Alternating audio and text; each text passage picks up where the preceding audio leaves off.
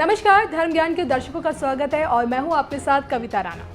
Modi cabinet का चेहरा बदल चुका है। राष्ट्रपति भवन में 43 मंत्रियों को शपथ दिलाई गई। मोदी जी की इस नई टीम से जहां 12 मंत्री आउट हो गए हैं तो वहीं 36 की नई एंट्री हो गई है।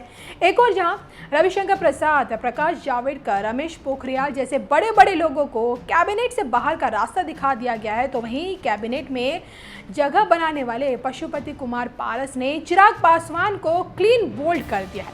अब देखिए, ज्योतिष शास्त्र के अनुसार शाम 6:05 पर शुरू हुए इस शपथ ग्रहण समारोह से 2024 लोकसभा चुनाव से क्या कनेक्शन है, इस युवा ब्रिगेड से पीएम मोदी की जीत का क्या कनेक्शन है और कैबिनेट 2.0 के ग्रह नक्षत्र क्या कहते हैं, इसको लेकर आचार्य मयंक शर्मा जी ने क्या बड़ी बड़ी भविष्यवाणियां की हैं, इस वीडियो में देखिए।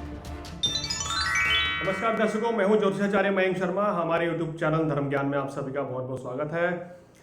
दर्शकों, आज हम आपके सामने एक रोचक विषय को लेकर आ रहे हैं।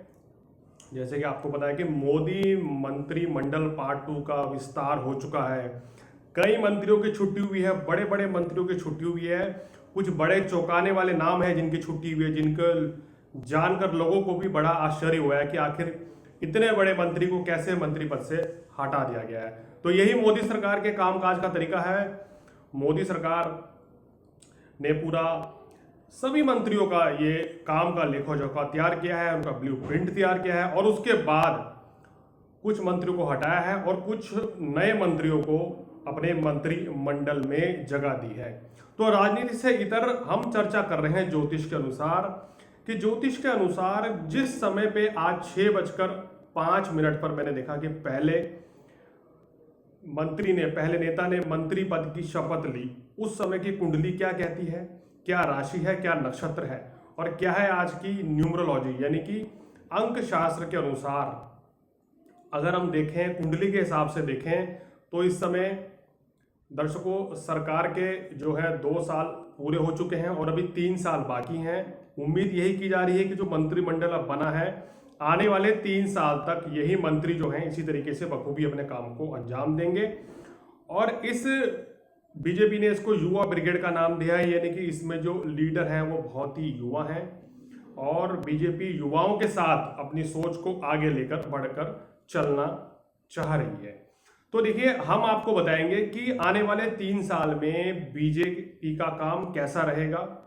ये जो मंत्री चुनकर आए हैं ये और जिस समय पर चुन के आए हैं, क्या क्या परेशानियां हो सकती हैं या कितना फायदा आने वाले इन 3 सालों में मोदी सरकार को होगा। देखिए, जितने भी ये मंत्री चुनकर आए हैं इनके कंधों पर पूरा जिम्मेदारी, पूरा दायित्व रहेगा कि मोदी सरकार के कामकाज को बेहतर तरीके से अंजाम देना। और जब अगले चुनाव जो 2024 में होंगे, लोकसभा चुनाव, उनसे पहले इन नेताओं के ऊपर, इन मंत्रियों के ऊपर ज्यादा बड़ी जिम्मेदारी होगी। तो देखिए, बहुत ही बड़ा है ये समय है आज का। आखिर आज का दिन जो चुना गया है, आज का समय जो चुना गया है, इसके बारे में भी आपको विस्तार से बताऊंगा। क्यों अचानक से 7 तारीख का दिन ये नक्षत्र के अनुसार, कुंडली के अनुसार ज्यादा शुभ माना जा रहा है, इसके बारे में आपको मैं चर्चा करके बताऊंगा। दर्शकों, बता दें आपको सबसे पहले कि आज 7 जुलाई 2021 है और 7 जो न्यूमरोलॉजी में अंक होता है वो बड़ा ही पावरफुल अंक माना गया है। दर्शकों, कहते हैं कि 7 तारीख को अगर किसी कार्य की शुरुआत की जाए, कुछ किया जाए तो बहुत ही बढ़िया फलित होता है, बहुत ही शुभ रहता है। न्यूमरोलॉजी में अगर हम सबसे पहले आए तो 7 तारीख का जो ग्रह प्रतिनिधित्व करता है केतु, यानी केतु एक बड़ा मिस्टीरियस प्लैनेट है। क्या करना है कुछ नहीं पता है, सडनली काम होगा, अचानक से लाभ होगा, अचानक से हानि होगी और चीजों को गुप्त रखा जाएगा। ये 7 मूलांक का संकेत होता है जिसका स्वामी केतु है। अगर हम आज की तारीख को पूरा टोटल कर लें, यानी कि 7 जुलाई 2021, अगर इसको टोटल कर लें तो 19 आता है न्यूमरोलॉजी में। अब न्यूमरोलॉजी में मूलांक 1 से लेकर 9 तक होते हैं। अगर हम उन दोनों मूलांक को गिन लें, यानी कि जो संख्या 19 आई है उन दोनों को जोड़ दें तो उसका स्वामी बनता है, उसका टोटल बनता है 1 और 1 का स्वामी दर्शकों बनता है सूर्य, यानी कि सूर्य अपने आप में बलवान है, केतु अपने आप में बलवान है। और न्यूमरोलॉजी में यह भी कहा गया है कि 1, 5 और 7 मूलांक की मित्रता बड़ी जबरदस्त रहती है। तो इसका भी बड़ा जबरदस्त मेल ये न्यूमरोलॉजी में नजर आ रहा है। सूर्य राज सत्ता का कारक होता है और आज के दिन जो शपथ ग्रहण समारोह रखा गया है, मेरे को लग रहा है कि न्यूमरोलॉजी के हिसाब से तो बहुत बढ़िया ये काम जाएगा। जितने भी नेता जो नए नेता जो चुन के आए हैं, उनमें से कुछ नेताओं के बारे में मैं आपको बताऊंगा कि ये जो नेता है बहुत ही जबरदस्त तरीके से आने वाले समय में अपने कार्य को अंजाम देंगे और इन युवा नेताओं के बल पर ही आने वाले समय में 2024 में जो लोकसभा चुनाव होंगे उसमें बीजेपी को बड़ा जबरदस्त फायदा मिलने जा रहा है। तो चलिए अब बात कर लेते हैं आज के दिनवार के अनुसार। दर्शकों, आज बुधवार का दिन है। बुधवार का दिन भी बहुत ही अच्छा माना जाता है। बुधवार हो, बृहस्पतिवार हो, ये दिन अगर हम नए कार्य की शुरुआत करें तो बहुत ही शुभ माना जाता है, बहुत ही अच्छा माना जाता है नए कार्य की योजना बनाने के लिए या नए कार्य की शुरुआत करने के लिए। अब बात करते हैं इस समय कौन सा लगन बन रहा था। देखिए 6:05 पर जब पहले राजनेता ने मंत्री पद की शपथ ली, उस समय जो नारायण राणे जी थे, महाराष्ट्र से हैं, देखिए उस समय जो कुंडली बन रही थी, लगन कुंडली 3 डिग्री पर उदित हो रही थी। धनु लगन उस समय बन रहा था और चंद्रमा उस समय 6ठे भाव में धनु लगन में बन रहे थे। और देखिए यहां पर क्या कमाल की बात हुई है कि यहां पर चंद्रमा उच्च के हैं। ये कितनी पावरफुल बात है। जिस समय मंत्रिमंडल का विस्तार हो रहा था उस समय चंद्रमा अपनी उच्च राशि में थे और नक्षत्र क्या था, रोहिणी, जिसका स्वामी शुक्र है। यानी कि शुक्र सफलता, उच्च कोटि की सफलता, अपने कार्यों में पूर्ण होना, जो भी वादे इस समय सरकार जो आने वाले समय में करेगी वो पूर्ण करेगी, ये भी इस चीज का संकेत देता हुआ नजर आ रहा है।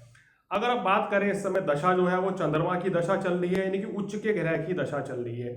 देखिए अगर आपको पता ही होगा दर्शकों, जब भी हम कोई शादी ब्याह मुहूर्त निकालवाते हैं तो या नए कार्य की शुरुआत करते हैं तो उस समय को देखते हैं कि वो कौन सा शुभ समय है, वो कौन सा शुभ दिन है, कौन सा नक्षत्र है, उस समय कार्य की शुरुआत करते हैं। अगर उस समय कार्य की शुरुआत की जाती है तो बहुत ही शुभ फल आने वाले समय में मिलता है और जितना बचा हुआ काम है यह जो कार्य है वो बहुत ही लंबे समय तक चलता है और बहुत ही अच्छी शुरुआत मानी जाती है। तो वृषभ राशि और रोहिणी नक्षत्र में होने की वजह से बड़ा जबरदस्त मोदी सरकार के आने वाले 3 साल रहने वाले हैं। अब आप देखिएगा कुछ और फैक्ट्स अभी आपको बताने जा रहा हूं इंटरेस्टिंग। इसमें मोदी जी की कुंडली को भी जोड़ना बहुत जरूरी है क्योंकि मुखिया तो वही हैं, प्रधानमंत्री तो वही हैं, मंत्रिमंडल अपनी जगह है, लेकिन जो मेन लीडर है उसकी कुंडली क्या कहती है। उससे पहले बता देता हूं कि अब की कुंडली में क्या ग्रह है। देखिए धनु लगन है, शनि यहाँ स्वराशि के हैं, शश नाम का राजयोग, बृहस्पति तृतीय भाव में भाग्य स्थान को देख रहे हैं, बहुत ही शुभ है। तो सरकार बहुत अच्छा काम करेगी, जनता का पूर्ण सहयोग मिलेगा। इस समय यहाँ पर 6ठे भाव में राहु चंद्रमा है, चंद्रमा भी उच्च का है। केंद्र में बुधादित्य राजयोग बन रहा है, सूर्य बुध का 7वां भाव में, यानी सरकार का काम बहुत अच्छा रहेगा। 8वां भाव में शुक्र और मंगल यहाँ पर नीच का हो गया है। देखिए यहाँ पर मंगल नीच का है, लेकिन जिस भाव में नीच का हो रहा है, ध्यान से सुनिए दर्शकों, जिस भाव में मंगल नीच का हो रहा है उसका स्वामी उच्च का है आज के दिन। तो ये बहुत ही पावरफुल राजयोग बनेगा। 6ठे भाव का स्वामी 8वें भाव में बैठा है, ये भी राजयोग है, और 8वें भाव का स्वामी 6ठे भाव में बैठा है, ये भी राजयोग है। तो पावरफुल राजयोग बन रहे हैं, बहुत ही जबरदस्त कुंडली है।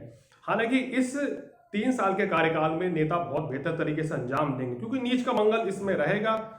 तो कुछ नेताओं को स्वास्थ्य संबंधी परेशानियों का सामना भी करना पड़ेगा। इनके कुछ जो बुजुर्ग नेता हैं जिनकी आयु 60 साल से ऊपर है, ऐसा मंगल यहाँ संकेत दे रहा है।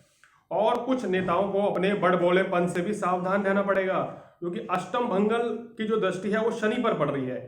तो मोदी जी के आने वाले जो 3 साल के कार्यकाल है उसमें नेताओं को अपनी वारी पर संयम बरतना पड़ेगा। कुछ नेताओं को सोच समझकर बोलना पड़ेगा, अन्यथा सरकार की कभी कभी किरकिरी भी होगी, सरकार हंसी का पात्र भी बन सकती है। चलिए फटाफट से आते हैं मोदी जी की कुंडली पे। वृश्चिक लगन, वृश्चिक राशि की कुंडली है।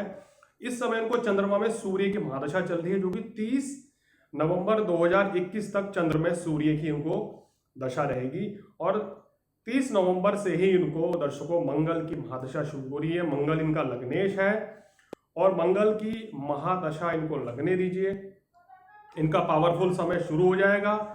इनकी राजनीति जो है, इनकी राजनीति में छवि और भी तेजी से आगे बढ़ने वाली है। बहुत ही बेहतरीन समय इनका आने वाला रहने वाला है। तो मेरे हिसाब से ये जो ये जो इन्होंने समय रखा है, चाहे इसको इत्तेफाकन कह लें चाहे सोच समझ कर कह लें, ये ग्रह नक्षत्र तो कह रहा है कि बहुत ही बढ़िया है, न्यूमरोलॉजी भी शानदार है, चंद्र राशि भी इस समय शानदार है, लगन राशि भी शानदार है। और उम्मीद करते हैं जो नए नए जो मंत्री बनने जा रहे हैं, अब जो बन चुके हैं, शपथ तो ले चुकी है, और बहुत जल्दी इनको इनका क्या क्या विभाग इनको बांटे जाएंगे इसकी भी जानकारी दे दी जाएगी। तो ये बहुत ही अच्छा रहेगा, बहुत इंटरेस्टिंग रहेगा देखने वाला। और आने वाला 3 साल जो है कुछ नेताओं के लिए बहुत ही बढ़िया जबरदस्त रहने वाले हैं। नारायण राणे जी के कार्यकाल इस समय आने वाले समय में बहुत बढ़िया देखे जाएंगे। और सबसे इंटरेस्टिंग नाम जो ज्योतिरादित्य सिंधिया रहे हैं, जो कि कांग्रेस से बीजेपी में आए थे, राज्यसभा सांसद थे और अब मंत्री बना दिए गए हैं। देखिए, इनको मैं इसलिए ले रहा हूं क्योंकि इनके ग्रह नक्षत्र बहुत ही जबरदस्त पावरफुल दिखाई दे रहे हैं मेरे को आने वाले कुछ वर्षों में। तो इनको कोई बड़ा उच्च पद मिलेगा और ये बहुत ही जबरदस्त काम आने वाले समय में करते हुए नजर आ रहे हैं। अनुप्रिया पटेल जी भी बहुत अच्छा काम करती हुई नजर आ रही है। इनकी राहु की स्थिति, इनके शुक्र की स्थिति बहुत मजबूत नजर आ रही है, इनका मंगल भी मजबूत नजर आ रहा है। तो बहुत ही अच्छा ये कार्य आने वाले समय में करते हुए नजर आ रहे हैं। तो देखिए, ओवरऑल जो बीजेपी ने इस समय आज जो मंत्रिमंडल को जो विस्तार किया है, ये अगर हम देखें कुंडली के अनुसार से, नक्षत्र के अनुसार से, ये बीजेपी के लिए बहुत शुभ रहेगा, एनडीए के लिए, सरकार के लिए बहुत अच्छा है। ये समय, ये दिन बहुत अच्छा चुना गया है, सरकार को जबरदस्त लाभ होगा। और एक और भविष्यवाणी, आने वाले समय में बहुत जल्दी आप देखेंगे, बहुत जल्दी कुछ बिल पास होने वाले हैं, कुछ नए बिल, कुछ चौंकाने वाले बिल इस समय आने वाले समय में पास करेगी मोदी सरकार। ग्रह नक्षत्र बता रहे हैं 30 नवंबर के बाद मोदी जी की कुंडली, जो इनकी जो दशा बदल रही है, मंगल की दशा आ रही है, इनके लिए बहुत ही लाभकारी रहने वाली है, बहुत ही अच्छा फल देगी। और ये जो 3 साल रह गया है, इसमें इतना शानदार काम होने वाला है कि 2024 की नींव रखी जाएगी और 2024 में भी फिर से एक बार एनडीए सरकार चुनकर आ रही है। ये इस समय की कुंडली कह रही है और आने वाले समय में कुंडली मोदी जी की भी कह रही है और भाजपा की कुंडली भी कह रही है। तो दर्शकों, आज फिलहाल इतना ही। आने वाले एपिसोड में कुछ और जानकारी दूंगा। अपने बारे में कुछ जानना चाहते हैं तो नीचे व्हाट्सएप नंबर पर कॉल करके, मैसेज करके अपॉइंटमेंट ले सकते हैं और मुझसे डायरेक्ट बात कर सकते हैं। तो आज फिलहाल इतना ही। नमस्कार।